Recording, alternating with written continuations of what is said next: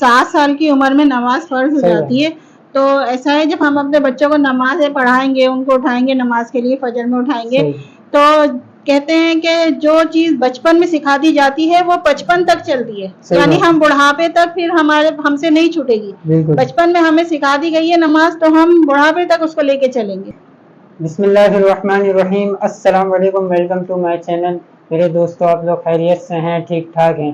میرے دوستو، یہ آج میری سیکنڈ پوڈ کاسٹ ہے، اور جیسے کہ میں نے آپ کو بتایا تھا کہ میرے ہر کام میں میری والدہ، میری امی میرے ساتھ ہوتی ہیں، تو میری پوڈ کاسٹ میں بھی میرے ساتھ ہیں. تو آج کی پوڈ کاسٹ میں بھی وہ میرے ساتھ ہیں. تو سب سے پہلے ہم ان سے مل لیتے ہیں، ان کے حال احوال لے لیتے ہیں، پھر اس کے بعد بات کو آگے بڑھاتے ہیں. ٹھیک ہے انشاءاللہ. تو السلام علیکم. وعلیکم السلام. کیسی ہیں آپ؟ خیریت سے ہیں؟ ٹھیک ٹھاک؟ ہاں، اللہ کا شکر ہے، میں ٹھیک ہوں. کیا چل رہا ہے آج کل؟ بس وہی جو لیڈیز سب کرتی ہیں وہی ہم کر رہے ہیں گھر میں بیٹھ کے. تمہارا ہاتھ بٹا دیتے ہیں، نمازیں پڑھ لیتے ہیں، گھر کے کام کاج کر لیتے ہیں، بس یہی سب کچھ ہے لائف میں. صحیح. اچھا میرے دوست، آج کا جو ہمارا ٹاپک ہے وہ نماز کے حوالے سے ہے. کہ میں امی سے یہ پوچھوں گا کہ نماز جو ہے وہ اللہ کا بہت بڑا تحفہ ہے. یہ تو ہے بات. ٹھیک ہے. اب یہ نماز اللہ نے ہمیں ہمارے تک پہنچانے کے لیے جبرائیل علیہ السلام کو نیچے زمین پر بھیجا، یا ہمارے نبی محمد صلی اللہ علیہ وسلم کو عرش پر بلا کر یہ تحفہ دیا. ٹھیک ہے. تو اس کے حوالے سے ہم امی سے پوچھتے ہیں. تو امی، آپ کا کیا خیال ہے اس کے حوالے سے؟ آپ ہمیں بتائیں کہ اس نماز کو جو ہے اللہ نے یہ تحفہ نماز کا ہمیں زمین پر دیا ہے، یا آپ علیہ السلام کو عرش پر بلایا؟ نماز جو ہے وہ اللہ کی طرف سے ایک بہت بڑا عمل ہے جو ہمیں ملا ہے. صحیح. اور اس کیا کہتے ہیں، تمام اعمال جو تھے وہ اللہ تعالیٰ نے زمین پر بھیجے جبرائیل علیہ السلام کے ذریعے سے، تو آپ صلی اللہ علیہ وسلم کے پاس. لیکن جو نماز کا جو عمل ہے اس کے لیے اللہ تعالیٰ نے آپ صلی اللہ علیہ وسلم کو آسمان پہ بلایا، عرش پر، اور پھر وہ تحفہ دیا آپ صلی اللہ علیہ وسلم کو، اور فرمایا جاؤ یہ تحفہ اپنی امت کو میری طرف سے دے دو. تو پھر آپ صلی اللہ علیہ وسلم جب معراج سے تشریف لے آئے تو صحابہ کرام کو یہ بات بتائی، تو وہ اتنے خوش ہوئے کہ نہ یہودی ان کو دیکھ کر پریشان ہو گئے. وہ کہنے لگے تم لوگ تو ایسے خوش ہو رہے ہو جیسے اللہ تعالیٰ کا خزانہ تمہیں مل گیا. سبحان اللہ. تو کیا کہتے ہیں، وہ کہنے لگے خزانہ نہیں ملا، اللہ کے خزانے کی چابی مل گئی ہے. تو اب بتائیں، جب چابی پاس ہو تو پھر بندہ کیا نہیں کر سکتا. لینا جو ہے وہ آسان ہو جائے، ہر چیز نکالنا خزانے تو اللہ کے بھرے ہوئے ہیں. صحیح بات. اب چابی آپ کے ہاتھ میں ہے، نمازیں پڑھیں گے، اللہ سے ہر چیز مانگ لیں گے، ہر خزانے سے ہر چیز لے لیں گے. تو یہ ہوا تھا. تو کتنی بڑی بات ہے میرے دوستو. نماز کتنا بڑا تحفہ ہے کہ جیسے کہ امی نے مجھے بتایا کہ نماز کے لیے کو دینے کے لیے اللہ نے ہمارے نبی کو عرش پر بلوایا اور وہاں یہ تحفہ دیا کہ جاؤ میری امت کو دے دو. تو یہ ہم سب کے لیے بہت بڑی خوشی کی بات ہے کہ ہمارے پاس وہ نماز ہے، وہ نماز کا عمل ہے. ہمیں تو پریشانی کچھ ہونی نہیں چاہیے، ہمیں تو کوئی ٹینشن نہیں چاہیے. ہم تو 2 رکعت نماز پڑھیں اور اپنے مسئلے حل کرا لیں. تو ایسے ہی صحابہ رضی اللہ عنہ کو جب یہ نماز ملی نا، تو صحابہ تو 2 رکعت پڑھا کرتے تھے اور اپنے مسئلے اللہ سے حل کرواتے تھے. جیسے کہ فرماتے ہیں کہ مردوں کو زندہ کروایا، بارش نہیں ہو رہی تھی تو بارش برسانے کے لیے نماز پڑھی 2 رکعت اور اللہ نے بارش برسا دی. ایسے ہی جی ہاں. اور دوسرا یہ کہ نماز تو بہت بڑا ایک نماز جو ہے وہ اللہ کی طرف سے سب سے پہلا فرض ہے جو اللہ نے ہم پہ بہت بڑا حکم ہے. ہاں، سب سے پہلا حکم ہے جو نماز کا ہمیں ملا، اور اس کا حساب بھی قیامت والے دن سب سے پہلے لیا جائے گا. تو اب جو بندہ نماز، جیسے ہم لوگ اگر نماز نہیں پڑھ رہے ہیں اور اعمال کر رہے ہیں، لیکن کیا کہتے ہیں، ہم کہیں گے کہ چلو نماز نہیں پڑھی کیا ہوا، اعمال تو ہمارے اور پیچھے ہیں نا، اور فرائض تو ہم ادا کر رہے ہیں. تو ایسا ہے کہ جب قیامت والے دن ہم سب سے پہلے ہم سے پکڑی نماز کی ہوگی تو ہم تو وہیں پھنس جائیں گے. ہم تو نماز کا جواب ہی نہیں دے پائیں گے تو آگے کیسے نکلیں گے. اور پھر یہ کہ نماز جو ہے وہ کیا کہتے ہیں، اسلام کی علامت ہی نماز ہے. یعنی بندہ جب نماز پڑھتا ہے تو پتہ چلتا ہے کہ یہ مسلمان ہے. صحیح. ٹھیک ہے. غیر مسلم ہے، جب وہ دیکھیں گے نماز پڑھ رہا ہے کسی بندے کو، یا ہمیں نماز پڑھتا ہوا دیکھیں گے تو وہ سمجھ جائیں گے کہ یہ مسلمان ہے. جیسے کافر ہے، وہ جو مطلب مندر سے نکل رہا ہے تو ہمیں پتہ چلتا ہے یہ کافر ہے، جو کرسچن ہے وہ اپنے چرچ سے نکل رہا ہے تو پتہ چلتا ہے کہ ہاں بھئی یہ عیسائی ہیں. تو ایسی مسجد سے نکلنے والے بندوں کو سب پہچان لیں گے کہ یہ مسلمان ہیں. تو میرے کہنے کا مقصد یہی ہے کہ ہم نماز کی پابندی کریں، اپنے گھر، ہم لیڈیز گھر کے اندر رہ کر نمازیں پڑھیں، اور اپنے مردوں کو، اپنے بچوں کو اس بات کی ترغیب دیں کہ وہ مسجد جائیں، نمازیں پڑھیں، تاکہ لوگ انہیں دیکھیں یا ہمیں دیکھیں تو سب سمجھے کہ ہاں بھائی ہم مسلمان ہیں. ہم مسلمان کا سب سے پہلا عمل تو نماز ہے.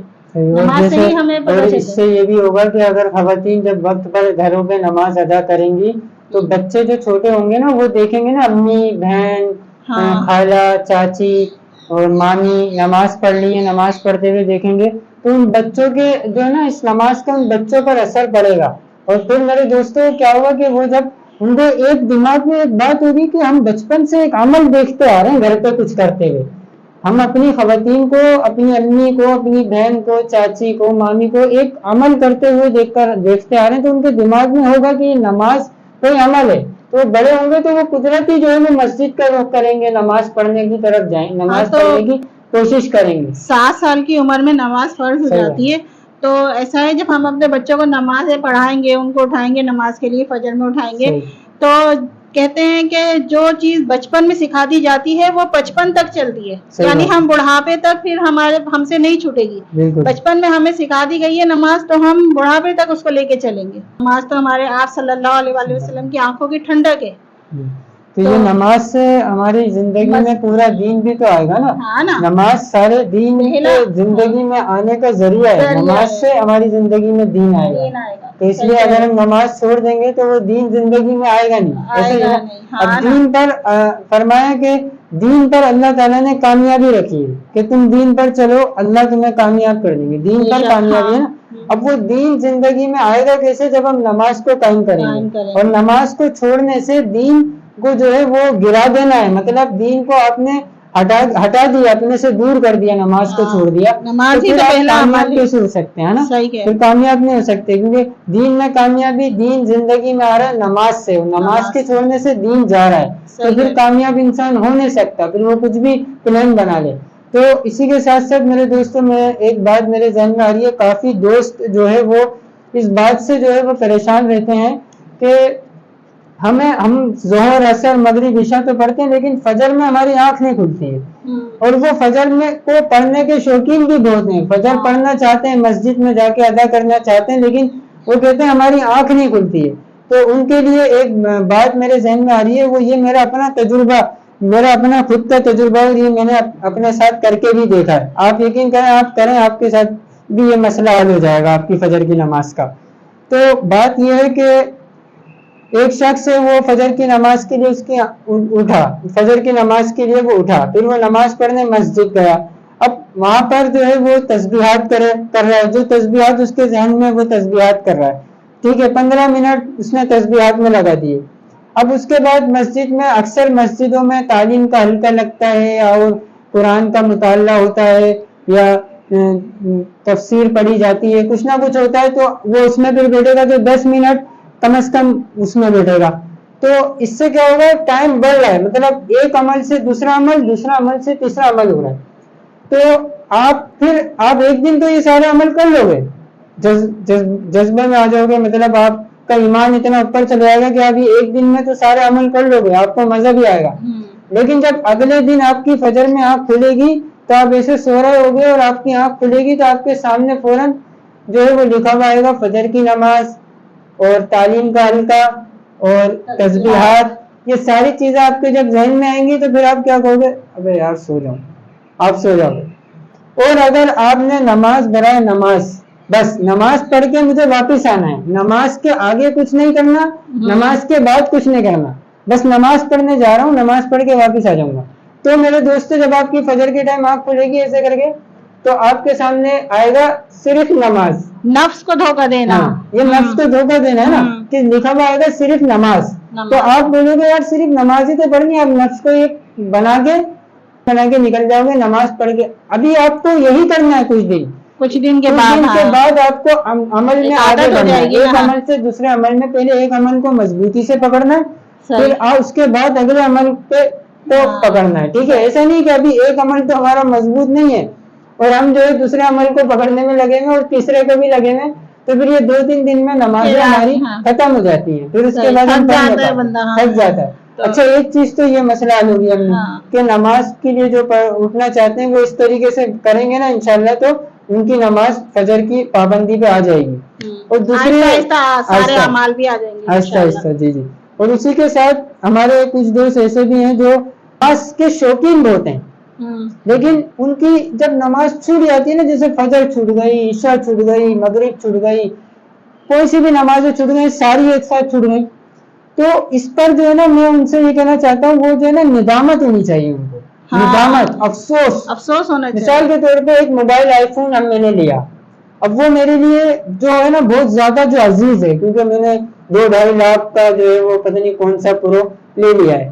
اب میں اس کو کیسے سنبھال کے رکھوں گا نا، میرے لیے بہت زیادہ عزیز ہو گیا. اب میں اس کو رکھ رہا ہوں، دیکھ رہا ہوں، اچھا جیب میں ہے نا، تو میں ہر 10-15 منٹ کے بعد جیب میں ہاتھ مار کے دیکھ رہا ہوں کہ آئی فون تو ہے. ایسے ہی مجھے اس آئی فون سے ایک جو ہے واقعہ بھی یاد آ گیا کہ ہمارے سعید انور جو کرکٹر ہیں، سعید انور بھائی، وہ یہ بات بتا رہے تھے کہ میں وہاں پہ تھا حج پہ، تو وہاں پہ امام صاحب نے، وہاں کے جو امام تھے انہوں نے ان کو اپنے پاس بلوایا سعید بھائی کو. تو وہاں پہ کچھ بات چیت ہو رہی تھی، تو وہاں امام صاحب نے یا امام کسی اور نے اعلان کیا کہ کسی کا آئی فون ملا ہے تو جس کا ہے وہ آ کے لے جائے. تو نماز کے دوران نماز پڑھ رہے تھے لوگ، تو سعید بھائی بتاتے ہیں میں نے خود وہاں بیٹھ کے دیکھا کہ نماز کے دوران لوگوں نے اپنی جیبوں پہ ہاتھ مارا کہ ہمارے آئی فون تو ہمارے پاس ہے نا. تو آئی فون اتنے قیمتی ہو گئے، تو اب 2-2.5 لاکھ کا آئی فون آپ نے لیا ہوا ہے، اب وہ اللہ نہ کرے باہر گئے اور وہ آئی فون آپ کا جو ہے وہ چھین گیا گن پوائنٹ پہ، تو آپ نے وہ آئی فون دے دیا. اب آپ کا کیا حال ہوگا؟ آپ کا حال دیکھنے والا ہوگا. آپ بولو گے یار میرے سامنے کوئی بھی نہ آنا، مجھ سے بات نہیں کرنا، آج میرا دماغ بہت خراب ہوا ہے، کوئی کھانا لے کے نہیں لے جاؤ، کھانا بھی لے جاؤ. آپ کتنے افسوس میں ہو گئے یار، میں بہت افسوس میں یار. 2.5 لاکھ کا موبائل تھا، 2.5 لاکھ. کوئی بولے گا ابے یار چھوڑ دے بھائی بھول جا. ابے تو 2.5 لاکھ کچھ سمجھتا کیا ہے؟ 2.5 لاکھ بھائی، 2.5 لاکھ بہت بڑی رقم ہوتی ہے. میرا 2.5 لاکھ کا موبائل چلا گیا تو کتنا افسوس ہوگا نا. تو ایسا ہی چاہیے میرے دوستوں، ایسا ہی افسوس چاہیے ہمیں نماز کے چھوٹنے پہ.